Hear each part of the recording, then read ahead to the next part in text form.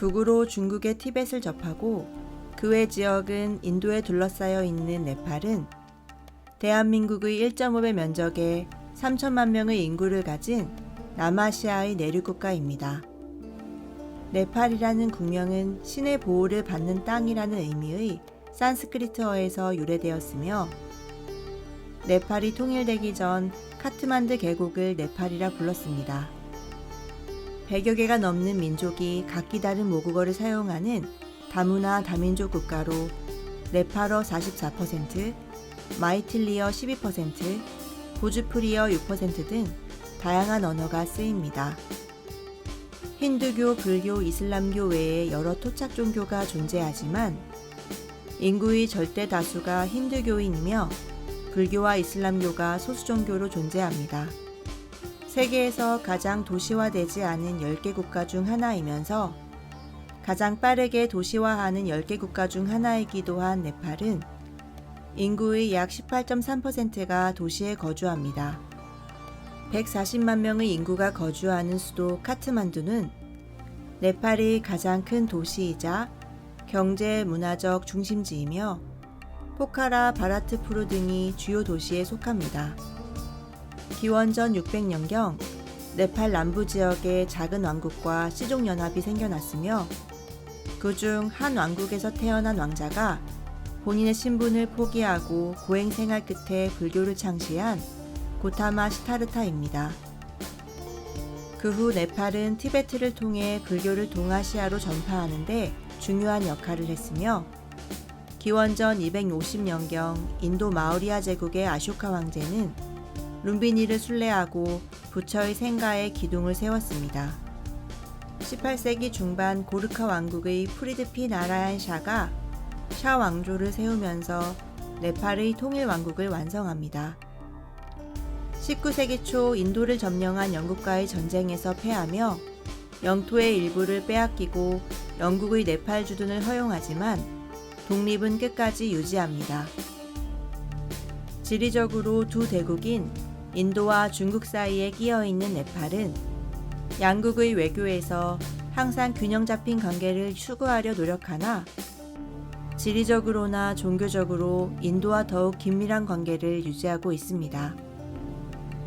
인도와 네팔의 국민들은 국경을 자유로이 넘나들 수 있으며 네팔인은 인도에서 부동산을 소유할 수 있고 인도인은 네팔에서 자유롭게 거주하거나 일할 수 있습니다. 바다가 없는 내륙 국가인 네팔은 인도가 가장 큰 교역 상대국이며 석유를 비롯한 대부분의 에너지와 생활 필수품 상당수를 인도에 의존하고 있습니다. 하지만 두 국가의 친밀한 관계에도 대국과 소국 사이에 내재된 문제를 비롯한 민족, 언어, 문화적 정체성으로 드러나지 않은 많은 문제를 갖고 있는 것 또한 양국의 관계입니다. 1955년 중국과 외교관계를 수립했으며 인프라 개발을 비롯한 다양한 지원을 하고 있는 중국에 대해 네팔은 자국 내의 티베트 난민 활동을 억제하고 있으며 1대1로 이니셔티브에도 합류해 중국에 최대한 협조하고 있습니다. 7개 주 연방공화국의 형태를 지닌 네팔은 각 지방이 8개에서 14개의 지역으로 세분화되며 지구는 도시 및 농촌 자치제로 알려진 지역 단위로 구성됩니다. 2021년 명목 GDP 기준 360억 달러, 1인당 GDP 1200달러 내외의 경제 규모로 아시아 최빈국 중 하나이며 인구의 75% 이상이 농업에 종사합니다. 2018년 외국인 관광객 100만 명을 돌파하며 가장 빠르게 성장하는 산업 중 하나인 관광산업은 100만 명 이상을 고용하며 총 GDP의 7.9%를 차지합니다. 이렇다 할 산업이 없어 실업률이 매우 높은 편이며 수백만 명의 노동자가 인도를 비롯해 동아시아의 저임금 일자리로 취업을 나가지만 사기 피해를 당하거나 취업 국가에서 방출되기도 합니다. 헌법에 보장되어 있는 무료 기초교육으로 초등교육 취학률은 97%에 달하지만 중등 이상에서는 60% 미만으로 취학률이 떨어지며 이러한 고등교육의 낮은 진학률과 국가 교육 기반 시설의 부족은 국가 전체 발전의 장애물로 지적됩니다.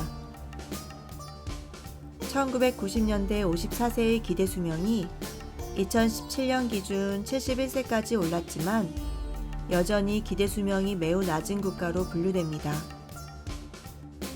2015년 발생한 대지진은 빈곤한 국가 경제를 더욱 추락시켰으며 현재까지도 대지진으로부터 완전한 회복을 하지 못한 채 2020년부터 발생한 코로나 사태로 인해 관광객까지 줄어 심각한 경제난에 시달리고 있습니다.